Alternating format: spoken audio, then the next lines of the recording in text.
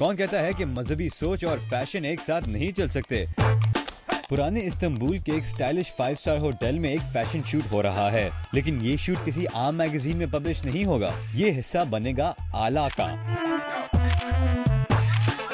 ایک ایسی میگزین جو سر کور کرنے والی ورکنگ خواتین کے لیے ہے۔ آلا کی پیچھے ذہن ہے 24 سالہ حلیہ اسلن کا۔ یہ میگزین ایسی روایتی خواتین کے لیے ہے جو اپنے لائف سٹائل میں تبدیلی چاہتی ہیں۔ دوسرے میگزینز ان کی نمائندگی نہیں کرتے تھے اور ان کی ضروریات اور خواہشات کے مطابق چیزیں بھی نہیں پیش کرتے تھے۔ اس میگزین نے ترکی کی اس مسلمان مڈل کلاس کی توجہ کھینچی ہے جو وزیر اعظم طیب اردوغان کی اسلامی رجحان رکھنے والی حکومت میں ترقی کر رہی ہے۔ پہلے ہماری باپردہ بہنیں یونیورسٹیز میں تعلیم حاصل نہیں کر سکتی تھیں، لیکن پچھلے 10 سالوں میں آنے والی تبدیلی کے ساتھ ان خواتین کی ضروریات بدل گئی ہیں۔ ان ڈیمانڈز کو پورا کرنا ہی اعلیٰ میگزین کی زبردست کامیابی کی وجہ بنا ہے۔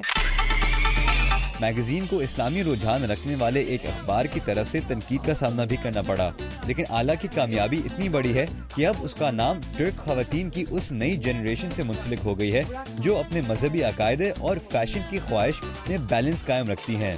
توبہ ٹونک میگزین کی فیشن ایڈیٹر ہیں۔ میں ماڈرن، باپردہ، پرکشش اور اونچے طبقے کی خاتون بننا چاہتی ہوں جسے فیشن کرنا آتا ہے، ایک ایسی خاتون جس میں اسٹائل بھی ہو اور جو باپردہ بھی لگے، یہی میرا مقصد ہے۔ اس وقت جب ترکی میں معاشی ترقی عروج پر ہے، آلا میگزین کی سرکولیشن 2 لاکھ سے بھی بڑھ چکی ہے اور استنبول کی سڑکوں پر ڈیزائنر ہیڈ اسکارف اوڑھے خوبصورت چہروں کی کوئی کمی نہیں۔ ہمارے مطلب کے سٹورز بہت کم ہیں، یہ میگزین اس میں ہماری مدد کرتا ہے، یہ ہمیں متبادل بتاتا ہے، جیسے سٹورز میں مختلف ڈریسز اور میری جیسی خواتین کی شاپنگ کے لیے مناسب جگہوں کے بارے میں تجاویز۔ ڈورین جونز کے ساتھ رضا نقوی، اردو VOA۔